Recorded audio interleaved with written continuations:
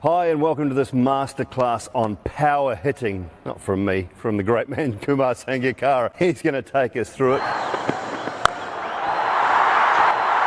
Kumar, just first of all, just give us one of the keys to power hitting, just one thing that people can take with them throughout this demonstration. Well, number one, if you see the modern day cricketers, they're all athletes. Get in the gym, work hard, lift the weights, because a strong core, strong body, strong muscles really make an impact and make a difference in terms of hitting sixes.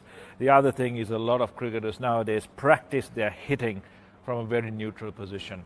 They're nice and open, nice and balanced, so that they can access the offside, they can access the ball that's full, they can access the short ball even from here and go squarer, and if it gets bigger on them, they can actually swivel from there and guide it behind square. The real point is to have that strong position, watch the ball, and be ready, because this gives no indication to the bowler as to what you want to do, but whatever the bowler does, you're in a position to hit a six or boundary. Brilliant. Well, when I think power hitting, generally, sorry Sri Lanka, but I think one team, I think the West Indies, and we just look at some of their power hitters, and they've got a raft of them, have had for so long. Let's take a look at some of them now. Well, no Sri Lanka do it. Sorry, mate. What are they doing well here? I mean, moving around the crease, yes, but we're just seeing some long ball hitters and different varieties of it. Yeah, I love watching the West Indies.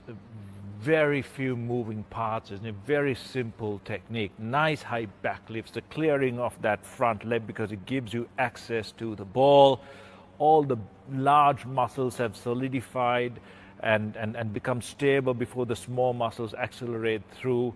And it's like a boxer, isn't it? That back hip, that shoulder, the pivot of that back foot, all going to the ball, through the ball. And once you've accelerated your fast hands through, your weights on the front foot, and it keeps going through the ball all the way until your follow-through finishes, and the ball's gone at least 30, 40 yards past the boundary. One thing they don't do, Dooley, is they don't come off the shot, get their head way too far back, and then head's going into the ball. Into the ball, and the hands are shorter, and the follow-through is not as extensive, but like I said, they're also big, aren't they? I mean, they get to the gym, don't they? Yeah, go to the gym. So even if you do this and come off the ball, chances are it'll still go for six. State of the bats nowadays, it still goes for six anyway. Carlos Brathwaite! Remember the name! History for the West Indies! All right, well, what about Carlos Brathwaite? To me, I mean, we go back to 2016 to that World Cup, Ben Stokes. What was he doing so well? Let's take a look at why Carlos Brathwaite, in that over and since time, has been so successful. Again, it's just that positioning. Very still head, very few in terms of movements. Look at the height of that back lift. Nice, wide, powerful base, because that allows for your weight to transfer, your hands to come through, and look at that arc at the bat. The momentum built up from that height, accelerated through the ball. The head never moves. He never shortens his follow through in terms of coming off with the weight from the point of impact. And the rest was T20 history. And also the importance maybe of not bowling continuously in the slot. The slot, we're going to talk about the slot, because the slot is where so many of these players, and they don't have to be big players, score their runs. Move forward a few years to the 2019 World Cup. We'll take a look at England's Jason Roy and runs scored in the slot. Now, bowlers try and avoid the slot, but when the ball is delivered there, the batsman has so many options as well. He has options to go offside, he has options to maybe go leg side, options to go down the ground straight as well.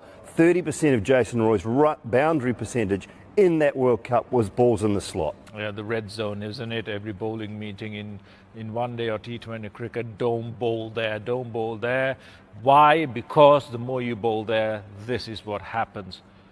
The fuller the ball is, sometimes you have an abbreviated follow-through going past the points of interception, but it just makes it so easy. Why? Because the ball stays at a constant height. The most comfortable height for batsmen to hit sixers at is that height where it pitches in the slot rises up nice, maybe mid-shin height, just maybe knee height, and from there it's a free swing wherever you want to hit it. So I think batsmen try and put pressure on the bowlers to make them bowl there, and bowlers have come up with so many varieties and tricks to make sure that they make life as difficult as possible for the batsman. That's why practice is important. Make sure you cover your bases, practice at high intensity, and think of hitting sixers from wherever the ball pitches. Stay in that neutral position, stay in that powerful position. And that's the one thing I like about what you said right at the start, that neutral, powerful position. We both love the game of golf, and I think it's very similar. Get that strong base. Yes, you can open that front leg. Whether it be bat or golf club, I think it's very, very similar. Strong base, powerful through, down the ground. If you practice that, you practice it well, you'll hit plenty of long balls.